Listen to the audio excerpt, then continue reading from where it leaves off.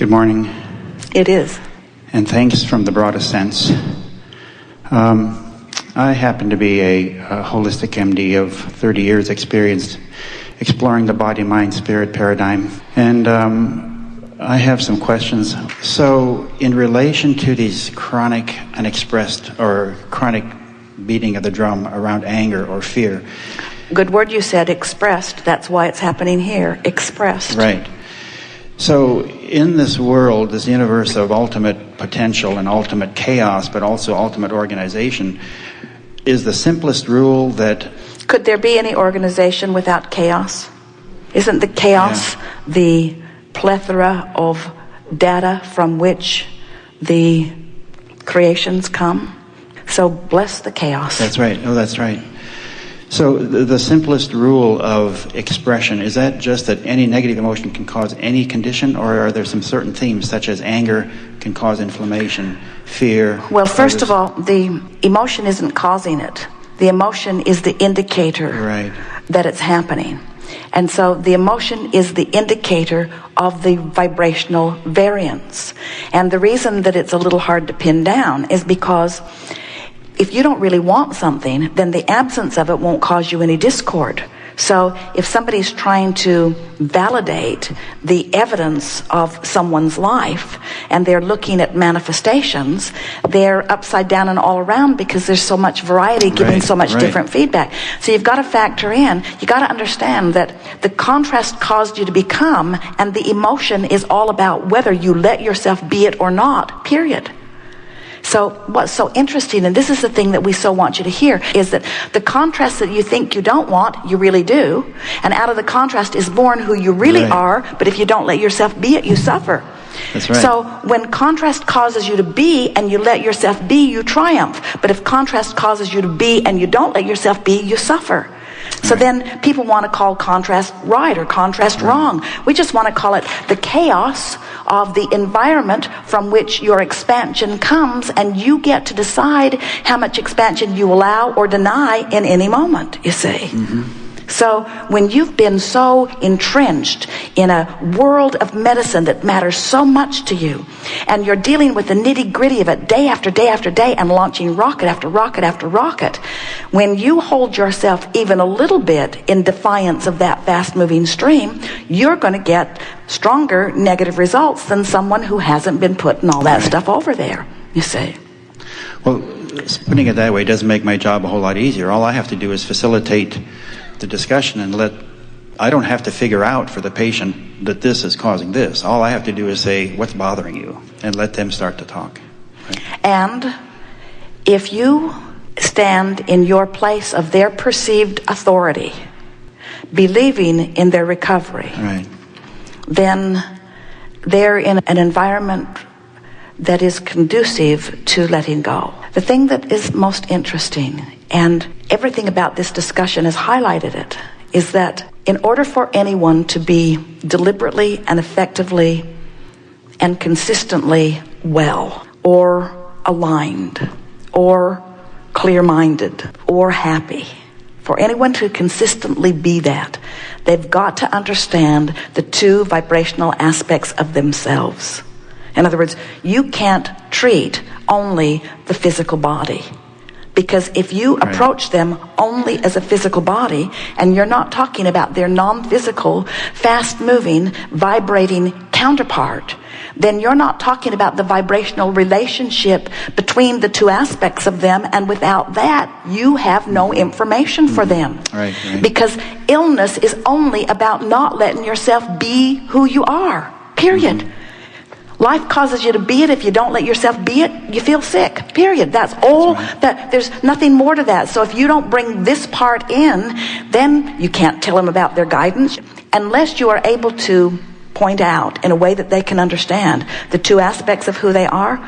They don't have a guidance system that will work, and then they're trying this and this and this and this, and that's been the frustration to you, is that they're all over the place. They're letting almost anybody pull them in almost any direction in their frantic frenzy to find recovery. We've been saying people are looking for love in all the wrong places. And we would say emphatically they're looking for help in all the wrong places. They're looking for solutions in all the wrong places. They're looking for remedies in all the wrong places.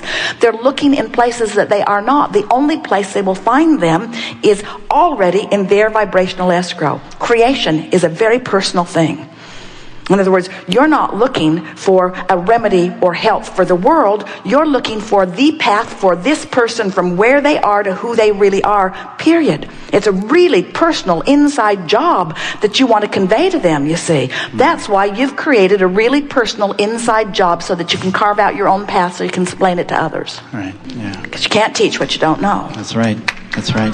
So I have one other question, kind of a sticky one for me, and we've already touched on it somewhat. I have several patients who are wanting me to fill out their disability papers. And that's a very delicate situation for me in that I recognize they're ill, but I don't think I'm wanting to support them beating the drum of I'm ill, because once the government says, yes, you're disabled, or the insurance company, then they're going to keep on beating that drum, I believe. I mean, how do do you have some insight for me? How well, here's the thing. That? The disability paper or status in and of itself is neither wrong nor right. Could you just take it as this is where I am? In other words, I am where I am, and where I am is all right. I am where I am, and where I am is all right. So just rest for that a little bit, and in your mind, see it as a temporary state of being for them. And then ask yourself, will this action give them relief here and now? In other words, what would it mean to them?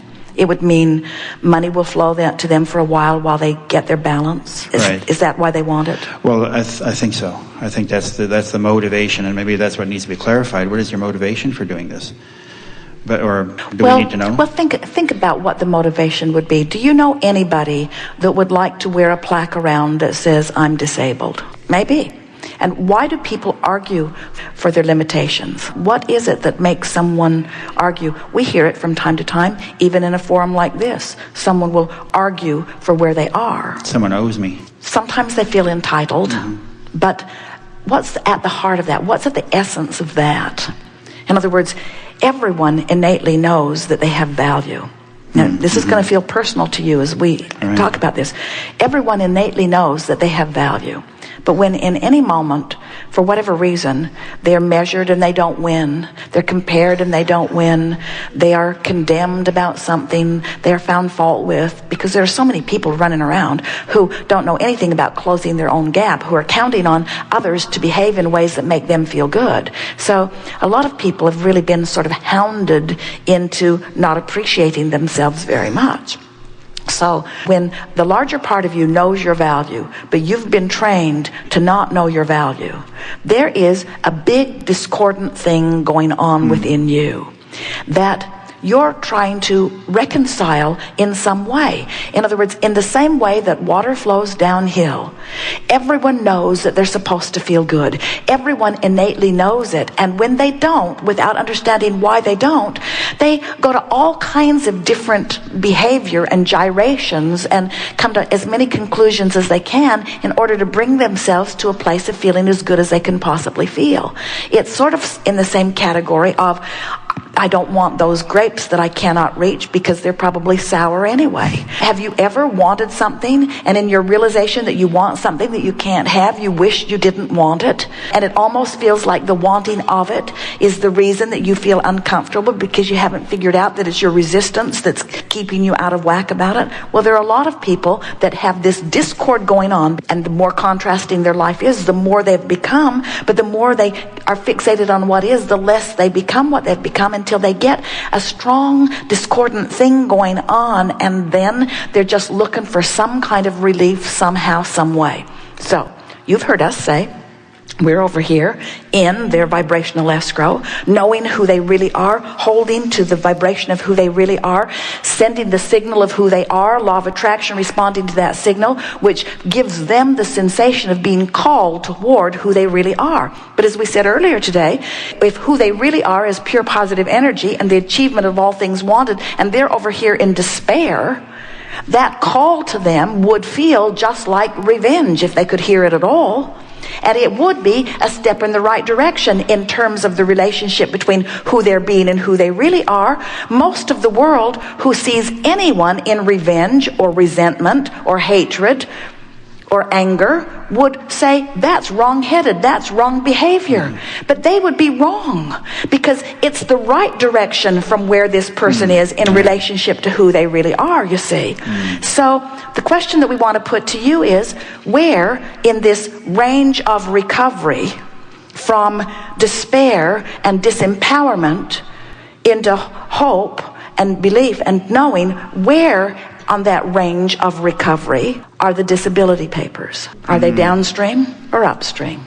They're probably downstream. Of course they are. Yeah. They're downstream. Right. It's the best they can figure out how to do from where they are. It's the right thing from where they are, you see.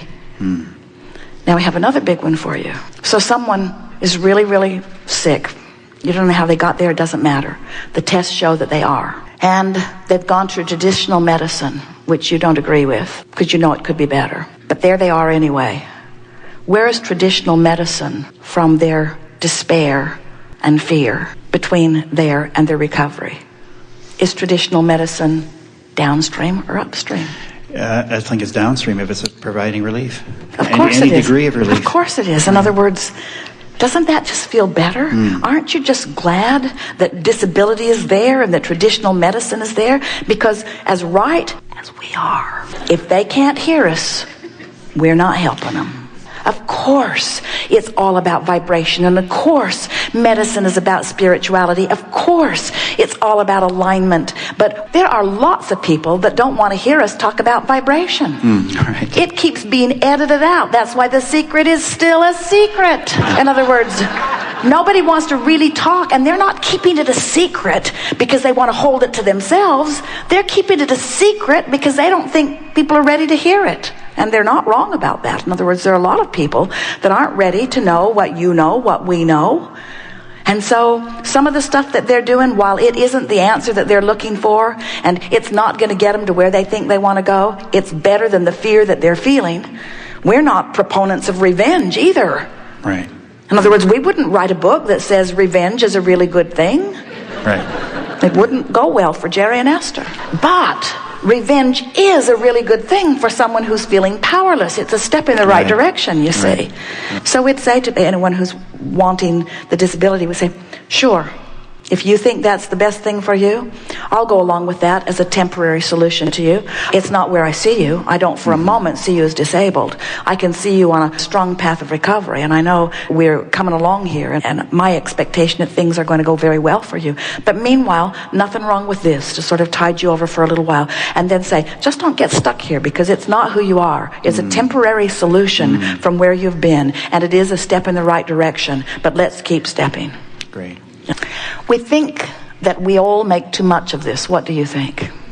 Do you accept that you are the creator of your own reality? Do you understand that the larger part of you is non-physically focused and joyful about what you are? Do you get a glimpse into the value that you in your physical personality provide for the expansion of the universe and all that is? Can you feel that you have, in every case, expanded beyond what you can physically perceive or allow? Does it make sense to you that law of attraction abounds in the physical and the non-physical realm? Does it make sense to you that your emotions are your indicator of the variance in the vibration between you and you? Do you believe that you can choose the way you feel because you can direct your thoughts? And therefore, do you believe that there are any wrong thoughts? We want you to know that you can't get it wrong and you never get it done. And the reason that you can't get it wrong is because you never get it done. So even if you're standing in a place that doesn't feel all that right, it's causing you to shoot off rockets of desires that are causing you to expand. And it's causing law of attraction to call you in a stronger way. The art of allowing, which is what we're talking about all day here today, which is the step 3 part of the creative process. The art of allowing. And as you work on it, you become more and more artful about it. The art of allowing is simply relaxing into the realization that any negative emotion, no matter how mild, is an indicator of resistance that does not serve you. So the art of allowing really is the art of caring about feeling good and recognizing in any or every moment whether you do or not. If we were standing in your physical shoes, our mantra would be, as we go to sleep at night and as we wake up in the morning and any time through the day that we are aware that we're wanting to set forth a deliberate intention,